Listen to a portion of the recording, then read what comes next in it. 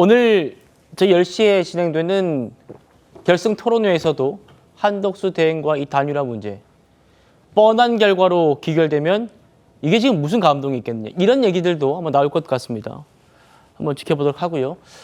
한덕수 대행 얘기 바로 가보죠. 내일 사퇴한 후에 모레 출마 선언이 거의 확실시되는 분위기입니다.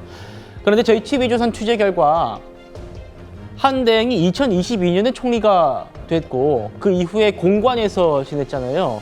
그래서 3년 동안 그 사택을 비워두었습니다. 그 자택을 최근에 보수를 한 흔적이 포착되었답니다. 자, 지금 좀 잘 보이시는지 모르겠습니다.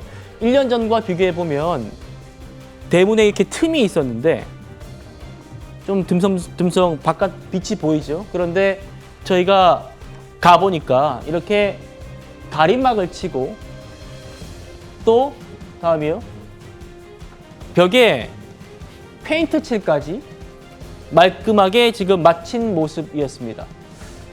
그리고 이 3년 동안 비워뒀던 이 자택으로 살림이 들어가는 장면도 포착됐답니다. 들어보시죠. 어떻게 끝났을 거냐나? 어떻게 살림 들어오더라고요? 어제 같은 일인데? 아무 저희 혼자도 하셔야 돼?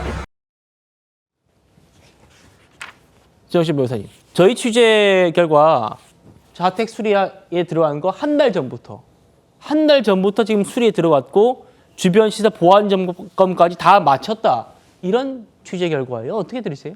글쎄요, 뭐 그건 당연한 거 아니겠습니까? 당연합니까? 한덕수 권한대행이 이번에 출마 선언을 하든 아니면 출마를 안 하든 어차피 6월 3일에는 방 빼야 되는 거잖아요. 그러니까 임기가 거의 다 이제 그 되어 있는 그런 상황이니까 퇴임에 대비해서 한 달 전부터 하든 두 달 전부터 하든 보름 전부터 하든 그거는 이번 출마하고 그렇게까지 관계가 있나? 저는 개인적으로 그런 생각이 들고요. 그 다음에 이제 오히려 저렇게 집 수리하고 그런 걸 떠나가지고 주위에 어떤 식으로 그 팀을 만드느냐, 캠프를 꾸리느냐 그런 것들이 더 중요하지 않을까? 저는 그런 생각을 하고 아마 이제 한덕수 권한대행 굉장히 경험이 많으신 그러한 분이니까 그렇게 크게 무리하지 않게 그 진영이 갖추어지지 않을까 그런 생각합니다. 예. 자, 그 캠프 얘기도 해보겠습니다. 선거 캠프가 될 사무실 입주도 지금 시작이 됐다고 해요. 신 의원님. 오세훈 서울시장이 불출마 선언을 하기 전에 캠프로 사용하려고 계약했던 곳에 한덕수 캠프가 차려진다는 겁니다. 저희가 한 대행 측 관계자 얘기를 들어보니까 그 즈음에 오 시장이 불출마를 결심한 그 즈음부터 캠프 조직과 사무실 사용에 대해 논의한 바 있다. 이런 지금 얘기를 해요. 오 시장 측과 뭔가 연계를 계속 좀 지어가려는 그런 모습인 것 같은데 어떻게 보십니까? 실제로 한덕수 권한대행이 출마에 대한 생각을 상당히 오래전부터 한 거 아니냐라고 하는 정황들이 나오고 있는 것이죠. 사실은 집수리도 그렇고 한 달 전에 시작을 했다 그러면 사실은 한 달 걸리는 집수리라 그러면은 6월 3일 기준으로 5월 달부터 시작해도 되는데 그럼에도 불구하고 4월부터 시작을 해서 이제 완료가 됐다라는 거는 출마를 대비해서 미리 사전에 준비를 하고 이제는 공간을 비울 타임라인을 어느 정도 계산하고서는 한 거 아니냐라고 생각할 수 있을 것 같고요. 특히 맨하탄 21빌딩은 워낙에 여의도에서 많은 사무실이 있기 때문에 대선이나 선거에서 활용되는 사무실인데 오세훈 후보의 출마가 불발됨으로 인해서 그 시점은 벌써 한 달 정도 됐죠. 그렇기 때문에 그때부터 한덕수 대행이 출마에 대해서 논의하고 준비하고 이미 도와주는 사람들은 여러 가지 그런 선거에 대한 필요한 인프라를 구축하고 있었다라고 해석될 수 있기 때문에 이제는 정말 임박한 상황에서 뭐 한덕수든 아니면 김덕수든 출마할 수밖에 없다. 그런 면에서 오늘의 토론에서 한동훈 후보든 아니면은 김문수 후보든 한덕수 대행을 어떻게 후보로서 국민의힘이 포용할 것이냐. 그리고 이런 과정에서 뭔가 잡음이 없이 수월하게 지지율을 올리는 방식으로 국민들이 봤을 때는 합리적이고 납득할 수 있는 아름다운 모습이 돼야 되거든요.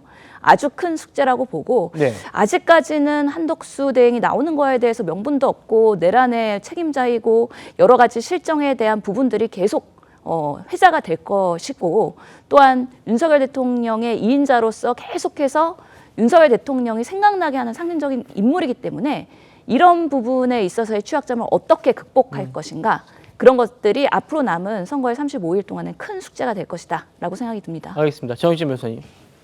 신물로 자택 보수한 거는 이게 뭐 대선 출마에 뭐 근거를 볼 수 없다 이렇게 말씀 주셨는데 맞는 말씀 같고요. 여의도 맨하탄 빌딩 사무실 계약한 거 그리고 하나 더 있습니다. 슬로건까지 지금 전해지고 있어요.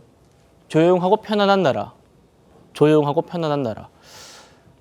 우리 K-팝이 또 크게 전 세계적인 인기를 끌고 있고 하면서 좀 다이내믹한 모습이 우리 대한민국의 좀 모습이어야 되지 않느냐 이런 얘기들이 많은데 조용하다라는 얘기 나와서 저도 의아했어요. 그런데 한대행 측 얘기를 좀 나오는 취재를 보도를 보니까 그동안 지금 우리 정치권 얼마나 극심한 갈등 속에서 시끄러웠느냐. 이제 우리 국민들은 정치는 정말 조용했으면 좋겠다. 정치는 조용하고 K-팝이나 이런 문화는 또 다이내믹하고 조용하고 편안한 나라. 이 슬로건 어떻게 좀 들리세요? 글쎄요. 일단은 신문로 자택은요. 한덕수 권한대행이 몇십 년 동안 사셨던 곳으로 제가 알고 있고요. 그다음에 저는 조용하고 편안한 나라라고 하는 슬로건이 개인적인 생각이지만 굉장히 마음에 듭니다. 마음에 드세요? 왜냐하면 도대체 대한민국 사람들은 도대체 무슨 그 운명이길래 헌법재판관이 누군지 다 알아야 됩니까? 왜 대법관이 누군지를 왜 일반 서민들이 알아야 됩니까? 헌법, 공직선거법, 무슨 형사소송법 이런 규정들을 왜 일반 국민들이 알아야 되냐고요. 그런 거 몰라도 편안하게 살 수 있는 그런 나라가 그게 좋은 나라 아니겠습니까? 저는 제발 누가 대통령이 될지 모르겠지만 뭐 이재명 후보가 됐든 뭐 한동훈 후보가 됐든 아니면은 뭐 김문수 후보가 됐던 아니면 한덕수 후보가 됐던 제발 좀 우리 국민들 조용하고 편안하게 살 수 있게 하고 그다음에 그렇게 별로 우리의 삶에 도움이 되지 않는 높은 분들 이름까지 알아야 되고 그 성향까지 알아야 되고 저 사람이 진보냐 보수냐 이런 것까지 알지 않아도 되는 제발 그런 좀 나라 좀 만들어줬으면 좋겠습니다.